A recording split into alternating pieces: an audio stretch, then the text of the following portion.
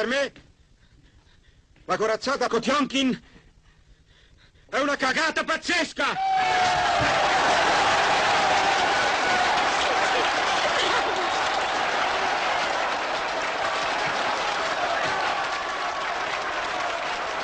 That would be the sensible first impression one would get from watching this film. What? History became legend. Legend became myth. And some things that should have been finished were not. Asphalt Watches is pretty much the ugliest piece of animation you could possibly hope against hope to find. The very idea of a 2014 film looking and sounding like an early 2000s flash animation is already disorienting in its own right, but the way it drowns itself in an endless cluster of random psychedelic visuals, often shoehorning some amateurish level of social and political satire in its own iconography, without any actual fathomable direction or purpose other than gratuitous self-amusement, makes it downright jarring. Asphalt Watches is a true story. In the summer of the year 2000, year of our Lord Falcon, Scrohelio and Crumpelstiltskin set forth to cross Canada.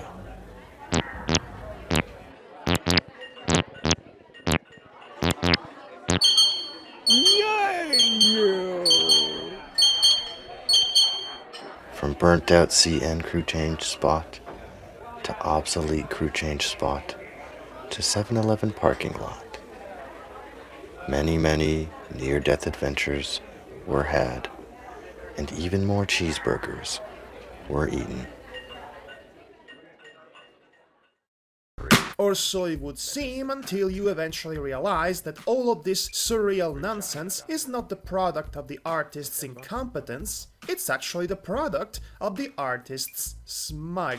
Yes, looking like a particularly goofy Newgrounds animation to tell a story in the year 2000 is obviously a stylistic choice, and so is all the symbolism and various bits of imagery. The story itself is barely present and outright devoid of a traditional narrative progression, making it feel like a series of apparently disconnected vignettes held together by a feeble leitmotif, the main character's road trip, that is, without a real goal or a proper ending. If you blink, you might even miss the beginning, in fact. You could speculate this was probably the author's intent to capture the moment, so to speak, the here and now of the journey, the alienating immediateness of life that leaves every other sensible narrative element almost completely unspoken or hidden in the subtext, including such things as settings and basic characterization, because it's not part of the pure experience of life.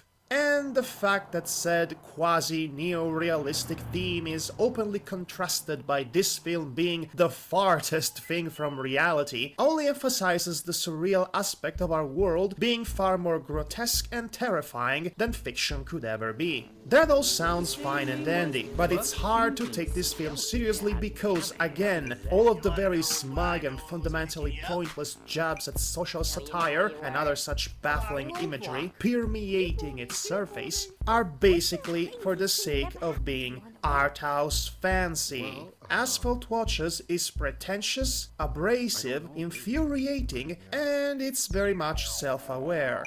And I think that is actually kind of clever. In fact, it's downright brilliant. I sense your distress, so let me expand on that statement by introducing to you this guy. His name is Marcel Duchamp, one of the most influential artistic figures of the 20th century. But first, let's briefly talk about Dada.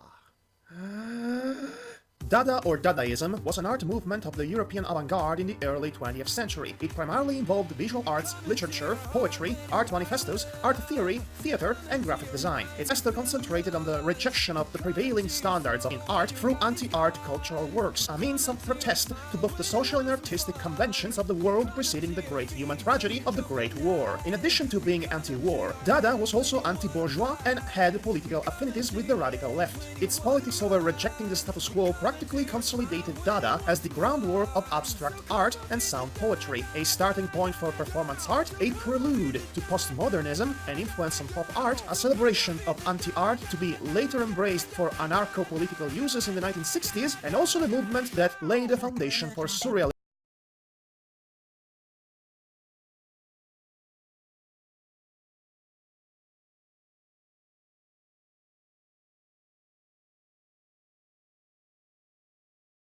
All inspired by a guy who liked drawing mustache to the Mona Lisa, expose a repainted toilet in a gallery, and generally trolling cubism.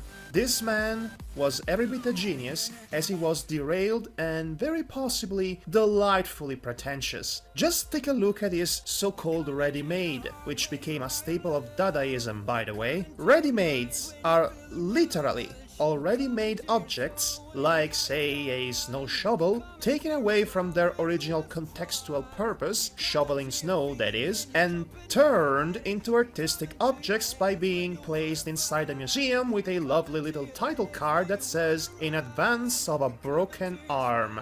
This guy is the greatest troll who ever lived. Hands down, you can't compete. Though that didn't stop the guys responsible for Asphalt watches to at least try, and it was one heck of a try, let me tell you.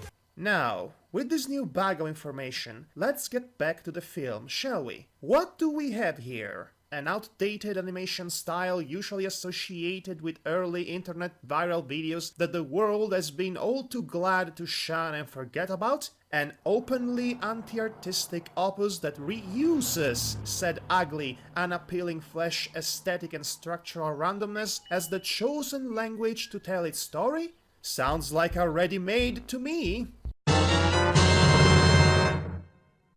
Asphalt Watches is a perfect example of a modern-day Dadaist cinematic anti-artistic work. In fact, I would be almost inclined to call it the most avant-garde thing since Entr'acte, but that would be pretentious of me now, wouldn't it?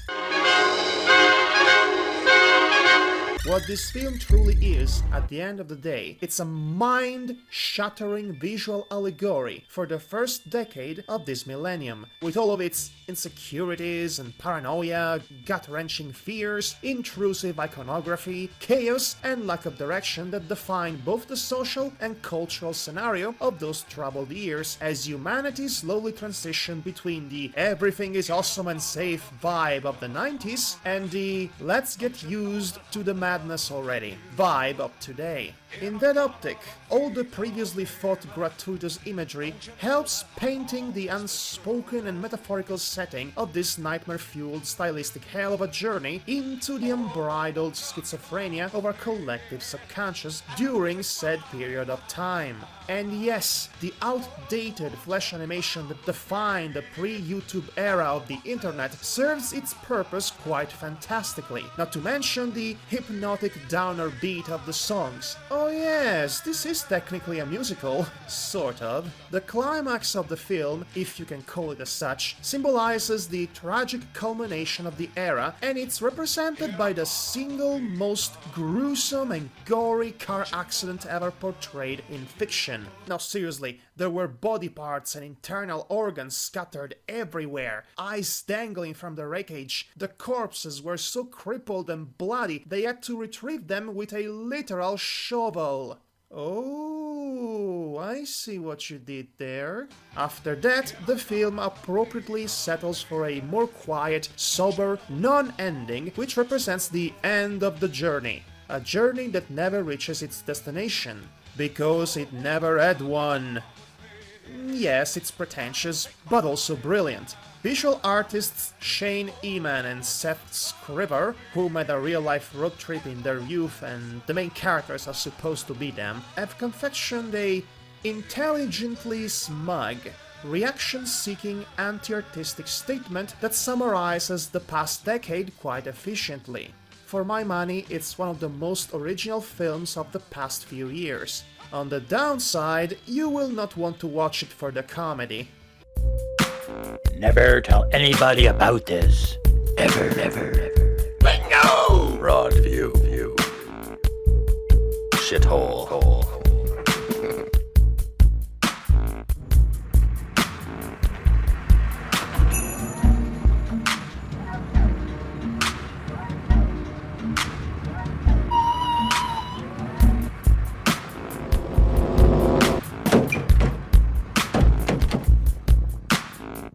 Hurry up, I don't have all fucking day. Well, that's it. Canada must be destroyed. What?